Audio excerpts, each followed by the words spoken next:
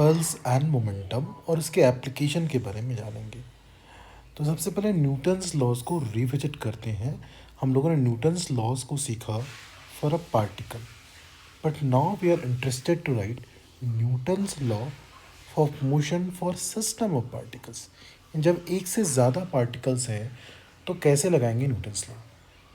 एक पार्टिकल के लिए कैसे निकाले थे हम लोग, F equals to mass into accelerations. Okay, for a particle if write Newton's law, तो we write F equals to mass into accelerations. But एक से ज़्यादा पार्टिकल हो, फॉर एग्जाम्पल 2 पार्टिकल्स हैं, तो इस पर फोर्स देखेंगे। लेट से force on particle 1 is F1, net force on particle 2 is F2, that will write basically M1A1 plus M2A2। Yes और no? A very simple concept we are trying to extend our Newton's law for system of particles. ना इस F1 and F2 को ना हम लोग further categorise करना चाह रहे हैं। इस F1 और F2 में पार्टिकल 1 यहाँ पे, पार्टिकल यहाँ पे 2 है, तो इसमें से कुछ फोर्स ऐसे हो सकते हैं जो इंटरनल फोर्स हो जाएंगे, यानी जिसमें मुझे एक्शन और यदि मैं सिस्टम का 1 और 2 का कंबाइंड एपीडी बनाऊँ तो मुझे एक्शन फोर्स भी दिखेगा और रिएक्शन फोर्स भी दिखेगा। ऐसे फोर्स को हम लोग बोलेंगे इंटरनल फोर्स, है ना। Such kind of force is called internal force. इसके अलावा कुछ फोर्स एक्सटर्नली लग रहे होंगे सिस्टम पर, जिसको हम लोग एक्सटर्नल फोर्स कहते हैं। ठीक है, अब मुझे पता है समेशन ऑफ इंटरनल फोर्स क्या हो जाएगा, हमेशा 0, क्योंकि ये हमेशा एक एक्शन और रिएक्शन पेयर में होंगे, इसलिए समेशन ऑफ इंटरनल फोर्स 0 हो जाएंगे। इसलिए मैंने क्या लिख लिया, summation of F external that is equals to summation M I into A I. इसे मैंने वेक्टर नोटेशन में लिख दिया, है ना, समेशन के फॉर्मेट में। अदरवाइज क्या लिखेंगे, F external on particle 1 plus F external on particle 2 and so on that is equals to M1A1 vector plus M2A2 vector and so on. ठीक है, I hope this point is clear to all of you.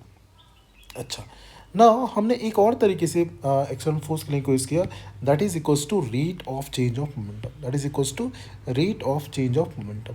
तो this we can also write as rate of change of momentum. But एक particle तो है नहीं, बहुत सारे particles हैं, तो किसका मोमेंटम, तो सिस्टम का मोमेंटम लिखना पड़ेगा, dp/dt लिखना पड़ेगा। ओके, यहाँ से एक बड़ा इंपॉर्टेंट पॉइंट है ना नज़र आता है कि यदि सिस्टम पर एक्सटर्नल फोर्स जो है वो मोमेंटम को चेंज कराने के लिए रिस्पॉन्सिबल है, वही इंटरनल फोर्स जो है वो मोमेंटम को चेंज नहीं करा पा रहा है ना। सिर्फ external force is responsible for changing the momentum system, internal force is not responsible for changing the momentum systems. So it is very very very important points. यहाँ से बहुत बार क्वेश्चन पूछे जाते हैं। फॉर एग्जाम्पल, पहली बात, यदि सिस्टम का मोमेंटम 0 है तो क्या काइनेटिक एनर्जी 0 होगा। और हमने वर्क एनर्जी थ्योरम में ये चीज़ सीख लिया है कि internal force can do the work, internal force can do the work, but internal force can not change the momentum systems. यानी सिस्टम का मोमेंटम 0 है, it doesn't imply kinetic energy will be 0।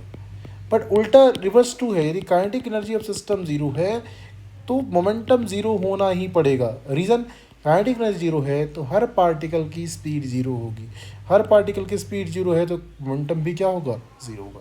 A very important basically questions multiple times have asked. So but right now what I am interested कि internal force can never change the momentum systems, only external force is responsible for changing the momentum systems.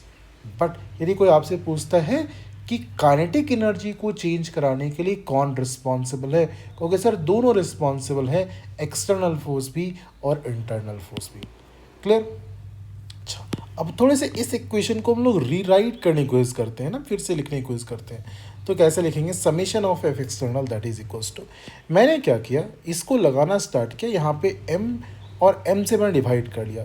This m is nothing but summation M I बोल सकते हैं, because इसको मैंने ऐसे define किया, total mass of the system को हम लोग समेशन एम आई बोल दिए।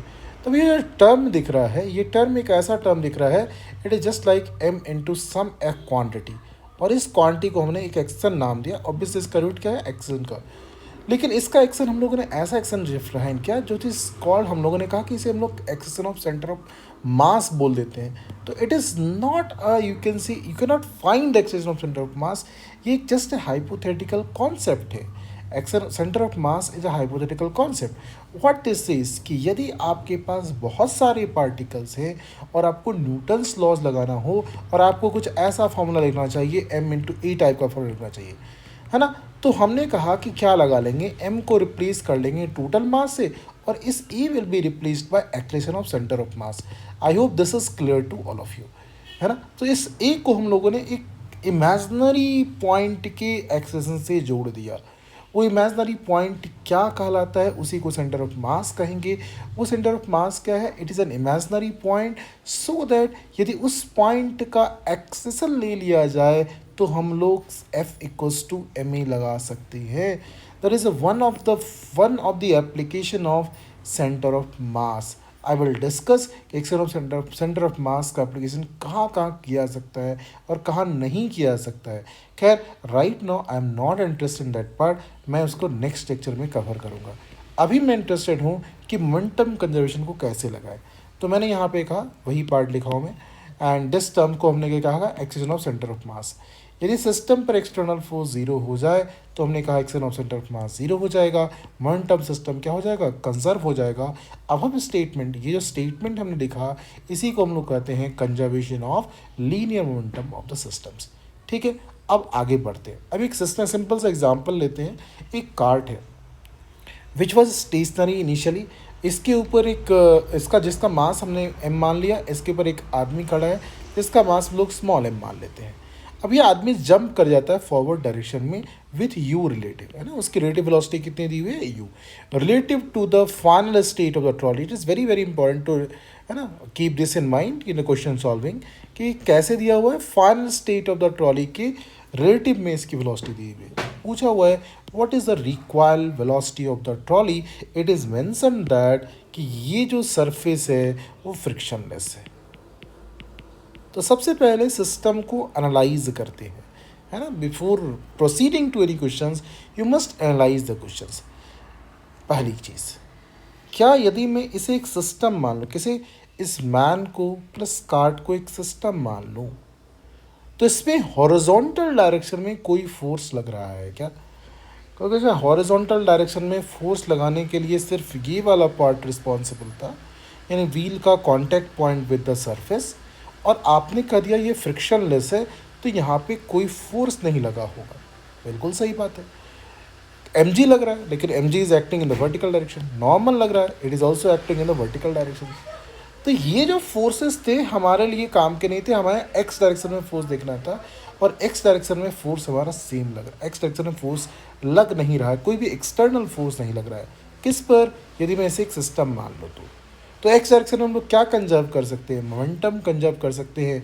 ये सबसे अच्छी बात है कि मोमेंटम कंजर्व कर सकते हैं, है ना, लेकिन किस डायरेक्शन में, तो उसे जिस डायरेक्शन में एक्सटर्नल फोर्स जीरो हो जाएगा उस डायरेक्शन में मोमेंटम कंजर्व कर लेंगे। तो हम लोग एक्स के लॉन्ग मोमेंटम कंजर्व कर लेंगे सिस्टम का।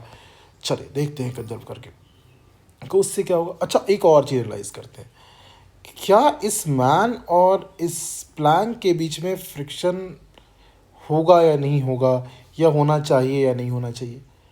तो जंप करने के लिए इट इज़ वेरी इंपॉर्टेंट कि उसने अपने ऊपर एक फोर्स लगाया होगा, और वो फोर्स इस आदमी पर कौन लगाया होगा, तो फ्रिक्शन ने लगाया होगा। तो आदमी पर फ्रिक्शन फोर्स आगे की ओर लगा होगा, इस प्लैंक पर फ्रिक्शन की फोर्स पीछे की ओर लगा होगा, और इसीलिए प्लैंक जो है पीछे की ओर मूव किया हुआ और आदमी आगे की ओर जंप किया। ये बहुत इम्पॉर्टेंट है कि इसके बीच में फ्रिक्शन होना इम्पॉर्टेंट है। फ्रिक्शन नहीं होता तो नहीं जंप कर पाता और ये मूव नहीं करता। ठीक है, तो अब हम लोग ने क्वेश्चन को एनालाइज कर लिया, अब हम लोग प्रोसीड करते हैं। अच्छा, जो ये प्लैंक पीछे की ओर भागा, इस आदमी के जंप करने से ये प्लैंक जो पीछे की ओर भाग रहा है उसी को बोलते हैं रिकॉइल वेलोसिटी। उसको हम लोग क्या बोल लेते हैं, रिकॉइल वेलोसिटी। ठीक है, तो यही पूछ रहा है, find the recoil velocity of the trolley पूछा है। ठीक है, मोमेंटम कंजर्वेशन जब भी लगाएंगे तो हमेशा हम लोग ग्राउंड के फ्रेम से लगाएंगे, किसी और फ्रेम से नहीं लगाएंगे। Momentum conservation is always valid from ground frame. Never try to apply momentum conservation in a moving frame. हो सकता है कि वो नॉन नेचुरल हो तो आपको सूडो फोर्स वगैरह चीज़ें को कंसर्न लेना पड़ेगा। तो हमने सबसे पहले ये तो रिलेटिव वेलोसिटी दिया है, वो तो इसके ट्रॉली के रिस्पेक्ट में दिया है, तो मैं इसे ग्राउंड फ्रेम में कन्वर्ट कर देता हूँ। तो उसके लिए मैंने क्या इक्वेशन लिखा देखिएगा, velocity of the person that is equals to velocity of the person with respect to trolley plus velocity of trolley. ये तो बेसिक इक्वेशन है किसका, रिलेटिव मोशंस का, तो मैं वो लिख लिया।